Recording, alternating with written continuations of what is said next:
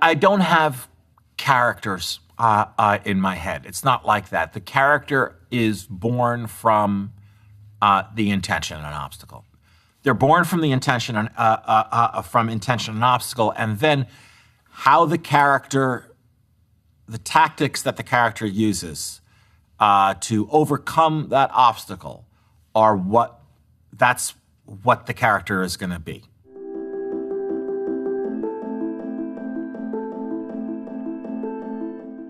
With The Social Network, what I had was Mark Zuckerberg's blog post from the Tuesday night when he was a sophomore at Harvard, from the Tuesday night that he invented what they called face mash, okay? And it's a very angry blog post. He's very angry at a woman. I changed her name in the movie. I called her Erica. So he's very angry at Erica because he's just, in his opinion, been treated badly on a date. He's kind of been broken up with or blown off or something like that. And he writes a blog post where he narrates the rest of the night. He narrates that he's drinking and that he's drinking to get drunk. He narrates that he needs some kind of act of revenge to rid himself of this anger that he feels toward this girl. So he's just had a great idea. I'm going to create a website that compares women to farm animals. You get to vote who's hotter, this woman or this farm animal. That morphed into, wait a second, we'll put actual two women up there, two Harvard undergrads, and you get to vote who's hotter. One is only slightly less misogynistic than the other. I'm not even sure which, though. So I had that whole blog post. I wanted to start the movie by imagining the scene that came before that blog post. And in that scene, we see what Mark wants, okay? And it's something we can all identify with. He wants to be one of the cool kids, okay? He wants to be socially accepted. He wants to date girls, and he wants to get into the exclusive clubs as a way of doing all that. So his sort of macro intention, his I want, is I want to be accepted. I want a social life.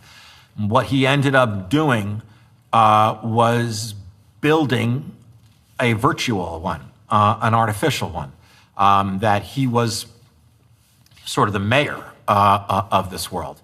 The obstacles toward to doing that there are a lot. You know, what's the obstacle toward building the most successful website in the world?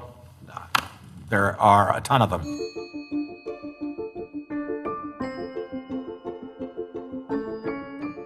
Toby gets around obstacles. For Toby, if the obstacle is the president, Toby is a lot more direct with the president than most of the other characters, if not all of the other characters, save his wife, Stockard Channing.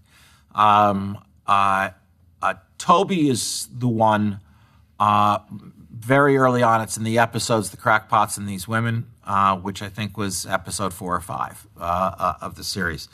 Toby was the one who basically said, well, actually, now that I think about it, it's in a number of episodes, where Toby says, you are not fulfilling your potential.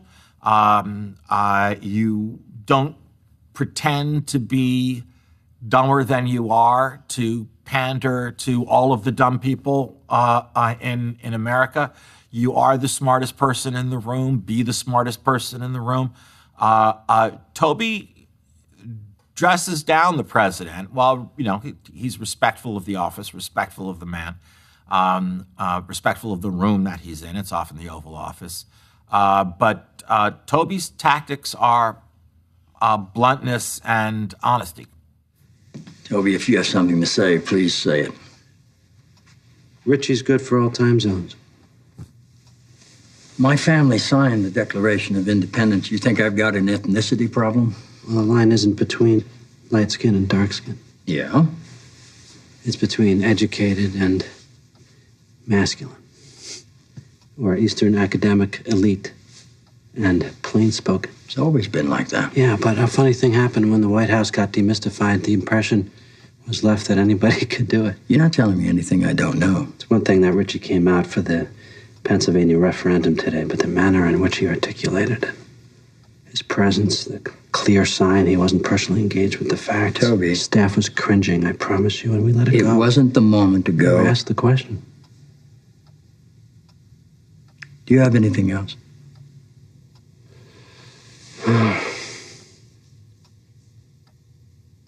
Sir, I don't think I need to tell you that the level of respect with which the staff speaks of you doesn't change depending on whether or not you're in the room. But? Well, there's always been a concern about the two Bartletts. The absent-minded professor with the odd dad sense of humor, disarming, unthreatening, good for all time zones. And the Nobel laureate, still searching for salvation, lonely, frustrated, lethal. You gonna sing a country western song? The one whose father never liked him because he was too smart. This stopped being fun for me a little while ago. Sir? It was actually never fun for me. I was just being polite. Your father used to hit you, didn't he, Mr. President? Excuse me? Your father used to hit you, sir?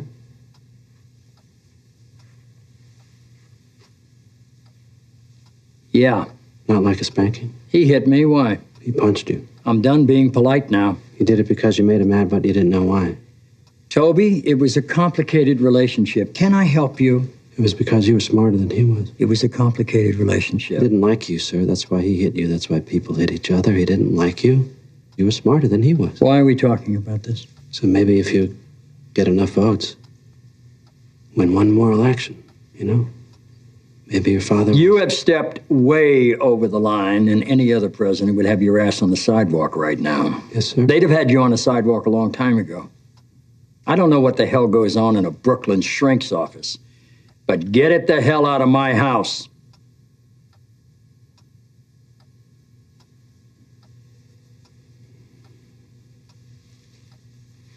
Thank you, Mr. President.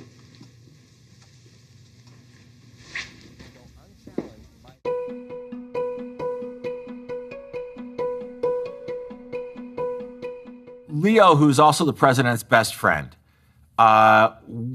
will be blunt when he needs to be, but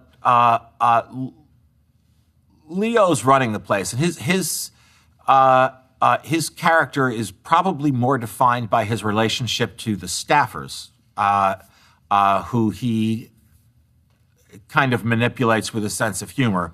The staffers are almost more frightened of Leo than they are of the president. But again, that was informed by casting as well. John Spencer sadly he passed away a little while back, had a real hardscrabble street sense about him. That's not usually something we see in a chief of staff.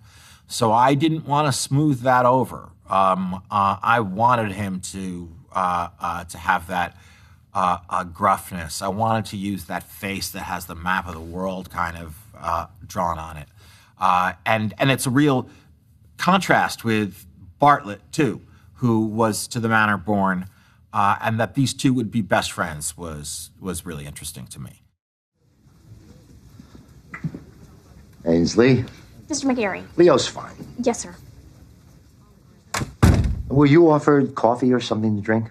Yes, the woman who works out there, who I imagine is your secretary, offered me coffee or a soft drink. Okay, so... She was also kind enough to ask for my coat. Excellent. She seems to be a very good secretary. Well, she'll be happy to hear that. She's standing right outside the door. Ow. So, I have to tell you, I've never seen Sam Seaborn get beat the way you beat him on Monday. Yes, well, Mr. McGarry. Leo? Yes, sir. I've been thinking about that ever since your office called me on Tuesday, and I have something to say on my own behalf. If you'll permit me a moment to say it, and I understand if you won't, but I would really appreciate it if you did. I didn't really follow that, but whatever. I think that it is wrong For a man in your position to summon someone to the White House to reprimand them for voicing opposition, I think that is wrong. And it is inappropriate. It's inappropriate, and I'll tell you what else. It's wrong. Yes. That's fine, except you weren't summoned here to be reprimanded. Well, then if you'll permit me, why was I summoned? You have an interesting conversational style, you know that? It's a nervous condition. I used to have a nervous condition. How did yours manifest itself? I drank a lot of scotch. I get sick when I drink too much. I get drunk when I drink too much. Well, Mr. McGarry. Leo? Yes, sir. I'll ask again, for what purpose was I brought here today? So I could offer you a job. I'm asking because I do not think that it is fair that I be expected to play the role of the mouse to the White House's cat in the game of, you know the game. Cat and mouse? Yes. And it's not like I'm not, you know. The fact that I may not look like some of the other Republicans who have crossed your path does not mean that I am any less inclined toward... Here it comes. Did you say offer me a job? Yes. Associate White House Counsel. You'd report to the Deputy White House Counsel who reports to the White House Counsel who reports to me. I'm sorry. A job in this White House? You want a glass of scotch? Yes, please. I think that for everyone on the West Wing, their true colors would always come out when this president was disappointing them somehow. When their idealism met reality and reality was winning or won would always be when we would see who these people were.